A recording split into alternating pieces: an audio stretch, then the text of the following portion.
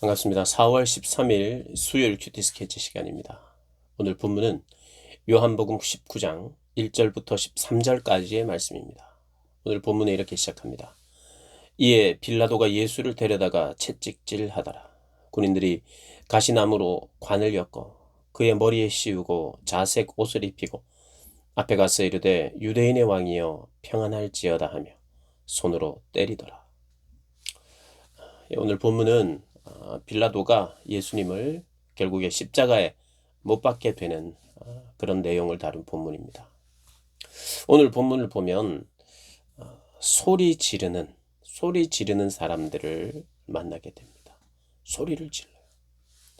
누군가가 소리를 지른다는 것은 자기의 주장이 반드시 받아들여져야 된다. 내 말이 맞다. 주로 소리를 지를 때의 마음이 그런 것입니다. 이것은 꼭 소리 지르는 나의 뜻대로 되어야 한다. 그래서 보통 소리는 권력이 있는 사람, 그리고 힘이 있는 사람이 보통 소리를 칩니다. 어떨 때는 반항하기 위해서 소리를 지를 때도 있죠. 근데 오늘 소리 지르는 사람들은 힘이 있어요. 그 힘은 개인이 가진 힘이 아니라 군중이라고 하는 힘입니다. 사실 오늘 본문에 보면 빌라도가 나오고요. 대제사장, 그리고 뭐 장로들, 지도자들, 이런 사람들이 나옵니다. 사실 권력과 힘은 누가 더 있느냐? 빌라도가 있죠, 빌라도. 그래서 소리를 질러도 빌라도가 질러야 하고, 그 소리를 듣고 사람들이 기가 죽는다든지 그 소리대로 하죠. 힘의 논리입니다. 오늘 본문을 보면 역전이 돼 있어요. 빌라도를 향하여 사람들이 소리를 지릅니다. 사실 개인 한 사람 한 사람의 소리는 빌라도의 소리에 비하면 힘이 없어요. 그런데 오늘 본문을 보면 빌라도보다 군중들의 힘이 더 있습니다. 그래서 그들이 소리 지릅니다.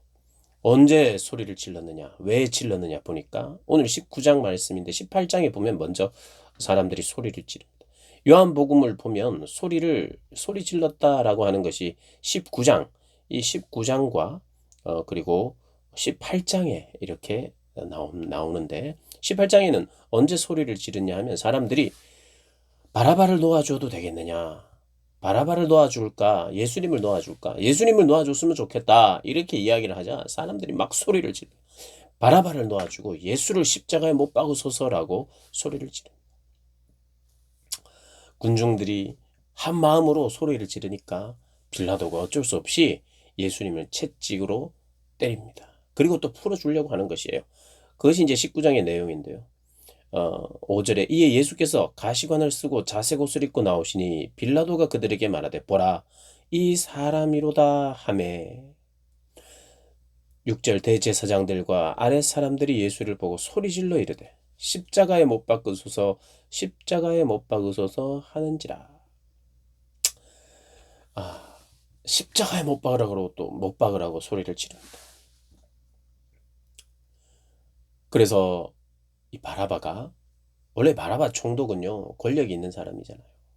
사람들이 백성들이 뭐 소리를 질러도 공권력으로 얼마든지 잠재울 수 있습니다. 그런데 이 빌라도가 공권력으로 잠재우지 않고 또 공권력으로 자기의 생각대로 일을 처리하지 않습니다. 오늘 본문을 보면 7절에 보면 8절에 보면 빌라도가 이 말을 듣고 더욱 두려워하여 왜 두려워했느냐 7절에 이렇게 이야기합니다. 유대인들이 대답하되 우리에게 법이 있으니 그 법대로 하면 그가 당연히 죽을 것은 그가 자기를 하나님의 아들이라 함이니이다. 이야기를 듣고 빌라도가 더욱 두려워합니다.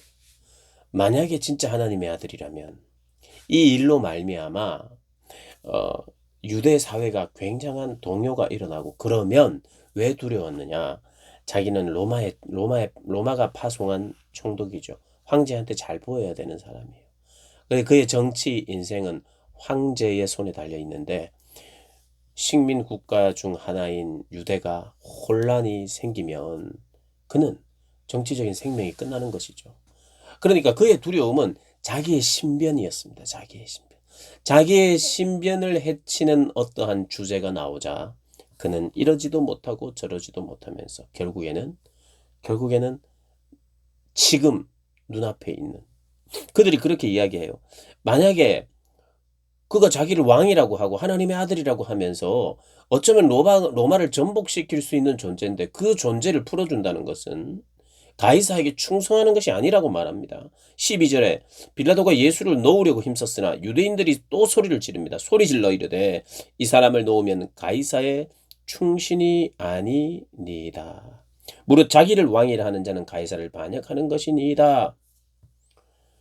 결국 그 군중들의 소리는 군중 자체들의 의견이기 때문에 힘을 얻은 것이 아니에요. 그것은 그들의 의견이 가이사에게 충성하는 것이 예수를 죽이는 것이라고 말하고 있기 때문이에요. 자신의 미래가 불투명해지고 자기의 신변에 문제가 생길 것 같아서 소리 지르는 그들의 소리가 굉장한 두려움으로 다가오는 것이에요. 빌라도에게 굉장한 영적인 어떤 지식이 있거나 이 하나님의 아들을 내가 죽였어는 안 되는데 하는 영적인 깨달음이 생긴 게 아니에요. 그가 봤을 때 예수님은 죄가 없는 것 같고 또 그를 이렇게 사형으로 십자가에 매다는 이것은 아니라고 생각한 것이죠.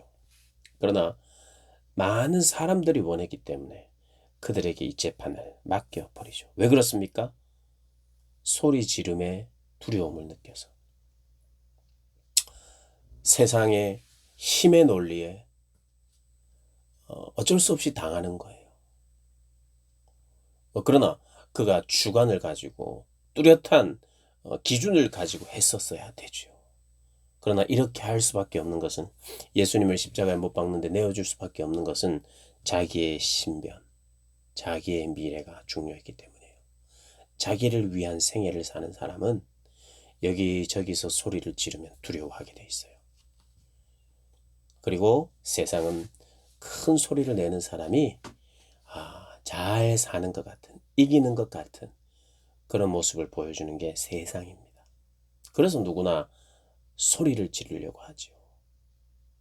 누구나 큰 소리를 지르지 않아도 내 주장대로 되게 하도록, 그것이 힘이라고 생각합니다. 그것이 강함이라고 생각해요. 소리 지르는 사람이 강하고 힘 있는 사람이 강하고 내가 말하는 내 뜻대로 되는 것이 강한 사람이라고 생각해요. 그래서 빌라도는 예수님께 이렇게 이야기합니다. 10절에 예수님께 내가 너를 놓을 고난도 있고 십자가에 못 박을 고난도 있는지를 알지 못하느냐? 네가 뭐라도 한번 너 자신을 변호해봐라. 너의 말을 듣고 내가 너를 놓아줄 수도 있는 고난이 나에게 있는데 하고 예수님께 이야기하자. 예수님이 이렇게 이야기하세요. 11절에 예수께서 대답하시되 위에서 주지 않으셨더라면 나를 해할 고난이 없으리라. 모든 고난은 하나님이 주시는 거야. 위에서 주지 않았다면 너는 이렇게 하지 못하지. 이야기를 합니다.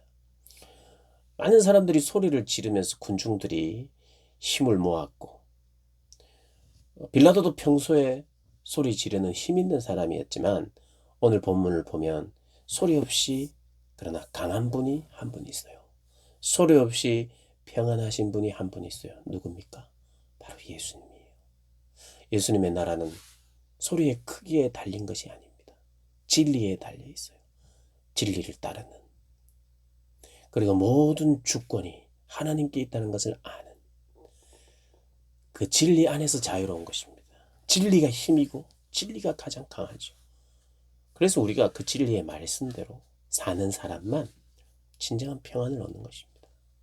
소리 없이 강하신 예수님 묵상하시는 오늘 한 날 되시기를 주님의 이름으로 축복합니다.